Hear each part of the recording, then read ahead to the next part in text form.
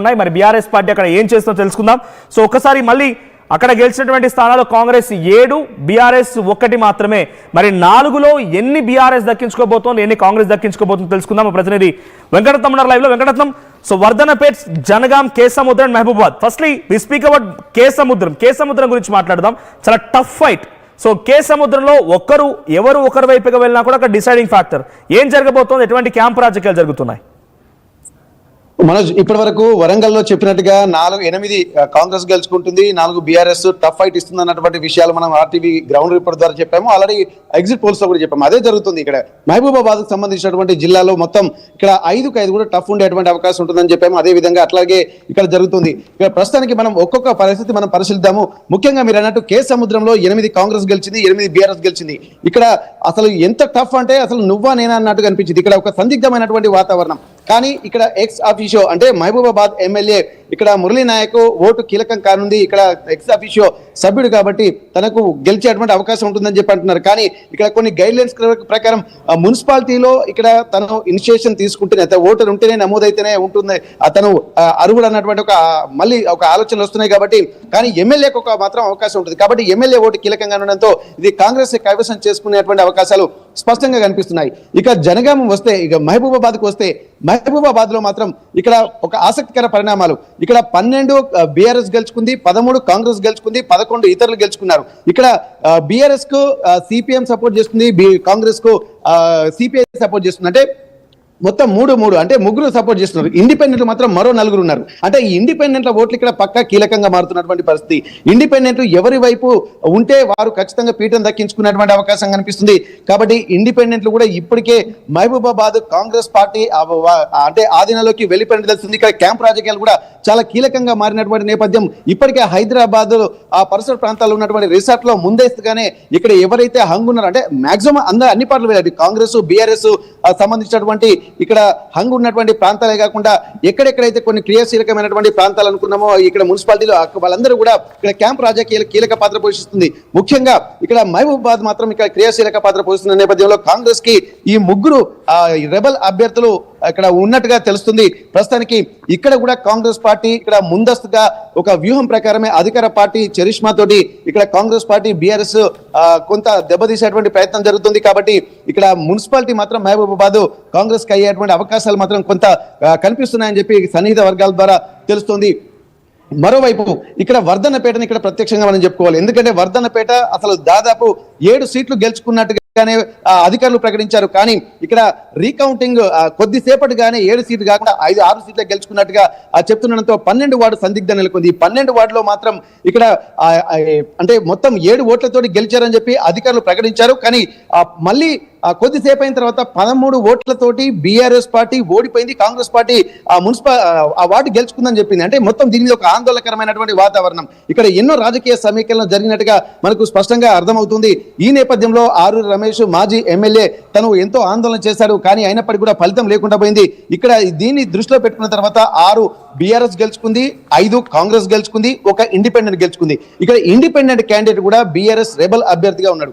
కానీ ఇప్పుడు మాత్రం ఇక్కడ ఇండిపెండెంట్ అభ్యర్థిని మాత్రం ఇక్కడ వర్ధనపేట ఎమ్మెల్యే కేఆర్ నాగరాజు తన ఆధీనంలోకి తీసుకున్నట్టుగా తెలుస్తుంది.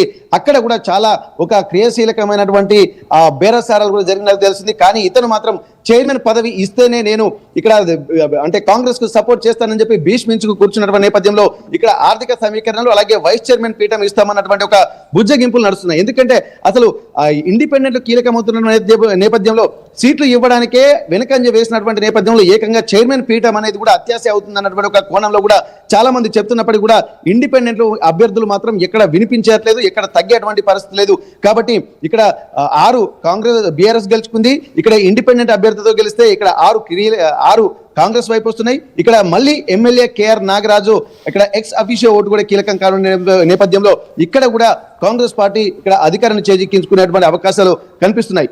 మరోవైపు ఇక జనగాం అసలు మొదటి నుంచి ఆసక్తి రేపిస్తున్నటువంటి ప్రాంతం ఏదంటే జనగామ. ఎందుకంటే ఉమ్మడి వరంగల్ జిల్లాలో ఉన్నటువంటి 2 నియోజకవర్గాలు ఇక్కడ బీఆర్ఎస్ పార్టీ గెలుచుకుంది. ఒకటి స్టేషన్ గన్పూర్, ఒకటి జనగామ. కానీ స్టేషన్ గన్పూర్ ఎమ్మెల్యే కడియం శ్రీహరి మాత్రం తను కాంగ్రెస్ తో పనిచేస్తున్నానని చెప్పడంతో పాటు కాంగ్రెస్ తోటే పనిచేస్తున్నాడు. కాంగ్రెస్ స్పష్టమైన మెజార్టీ ఇక్కడ స్టేషన్ గన్పూర్ వచ్చింది. కానీ జనగామ మాత్రం ఆసక్తిగా ఉంది. ఉన్న ఒక్క ఎమ్మెల్యే తను ఒంటరి పోరాటం చేస్తున్నట్టుగా మనకు అక్కడ తెలుస్తుంది. ముందుగా ఆర్టీవీ చెప్పినట్టుగానే బీఆర్ఎస్ ఆధిక్యంలో కొనసాగుతుందన్నటువంటి నేపథ్యంలో బీఆర్ఎస్ కూడా ఎక్కువ సీట్లు గెలుచుకునేటువంటి ప్రయత్నంలో భాగంగా 13 సీట్లకు పరిమితం అయిపోయింది. కాంగ్రెస్ 12 సీట్లకు పరిమితం అయిపోయింది. ఇక్కడ కాంగ్రెస్ పార్టీ బలపరిచినటువంటి 3వ వార్డు అభ్యర్థి ఇక్కడ తను మాత్రం ఇక్కడ కాంగ్రెస్ పార్టీకే సపోర్ట్ చేస్తుండడంతో ఇక్కడ బీఆర్ఎస్ కు 13, అలాగే కాంగ్రెస్ కు 13.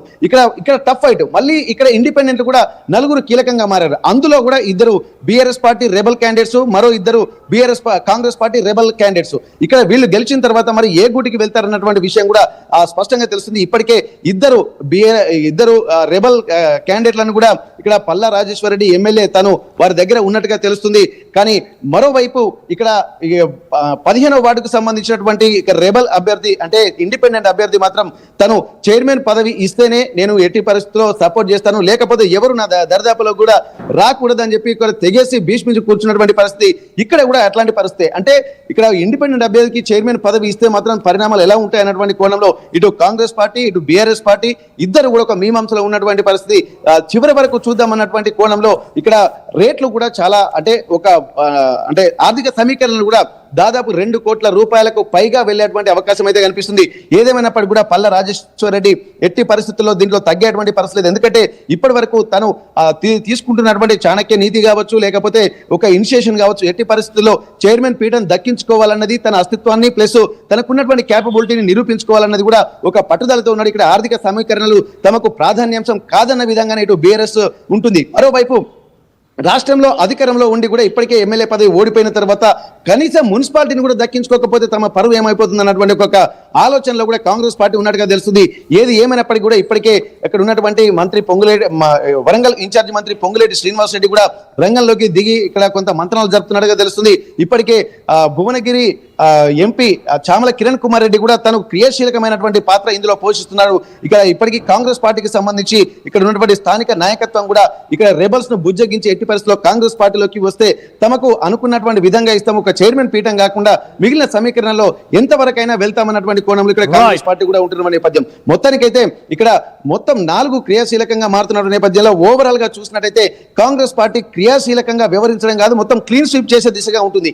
ఇక్కడ మనం ఒక అంశం గమనించాల్సింది, క్లీన్ స్వీప్ అంటే తొర్రూరు కూడా ఇక్కడ 9 కాంగ్రెస్ గెలుచుకొని ఆధిక్యంలో ఉంది. కానీ ఇక్కడ బీఆర్ఎస్ పార్టీ కూడా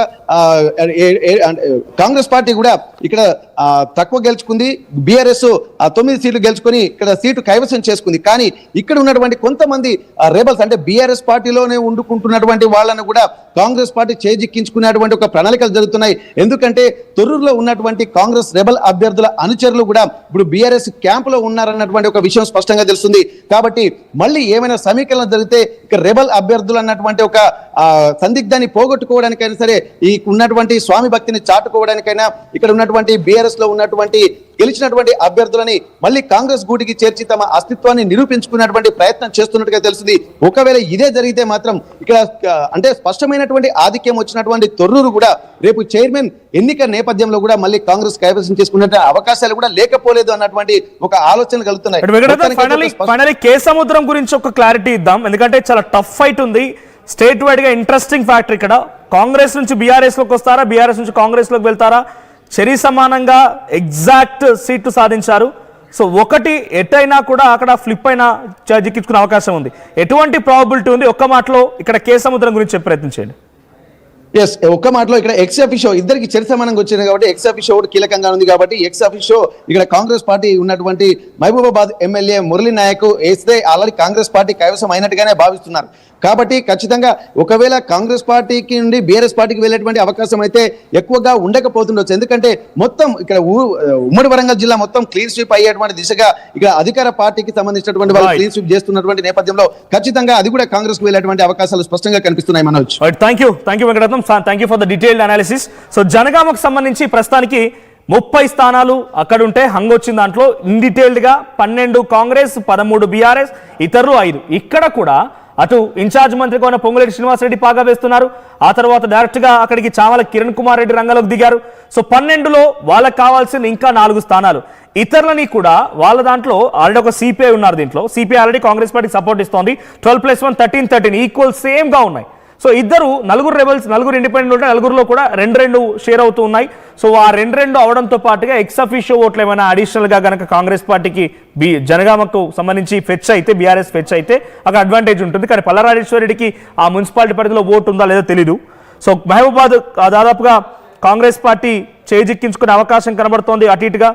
సో కే సముద్రానికి సంబంధించి కాంగ్రెస్ పార్టీ, వర్ధనపేట కూడా కాంగ్రెస్ పార్టీ వ్యూహరచన చేసింది. సో వరంగల్ ఉన్నటువంటి మున్సిపాలిటీలో ఇంకా ఆ 4 మున్సిపాలిటీ హంగులో ఉంటే ఇందులో జనగామ, మహబూబాబాద్ అండ్ కే సముద్రం, సో వర్ధనపేట, ఈ 4 ఎక్కువగా 100% చెప్పాల్సింది మహబూబాద్, కే సముద్రం, వర్ధనపేటలో ఈ 3 చోట్ల కాంగ్రెస్ పార్టీ దక్కించుకోబోతోంది. జనగామ ఇంట్రెస్టింగ్ గా ఉంది.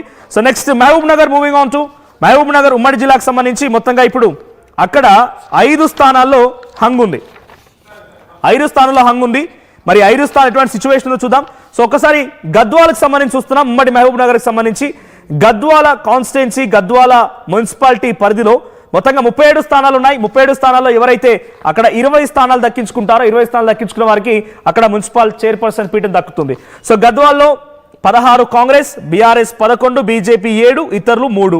సో ఒకవేళ అధికార పార్టీ ఉంది కదా, ఫెచ్చింగ్ అవుతుంది కదా అనుకుని 3 కనుక మనం అటువైపుగా వేసుకున్నా ఇంకా ఒక సీట్ కావాల్సి ఉంది, ఇంకొక ఓట్ కావాల్సి ఉంది. ఎవరి వైపు నుంచి వస్తారో చూడాలి. సో గద్వాలో ఇంట్రెస్టింగ్ ఫ్యాక్ట్ ఉంది. అలంపూర్లో 10 స్థానాల్లో 5 ఎగ్జాక్ట్గా కే సముద్రంలో ఎటువంటి సిచ్యువేషన్ ఉందో కే సముద్రం మాదిరిగానే అలంపూర్లో కూడా ఉంది. 10 స్థానాలు ఉంటే 5 చెరి సమానంగా ఉన్నాయి. ఎవరు ఒకరైనా అటు ఇటు ఫ్లిప్ అయిపోతే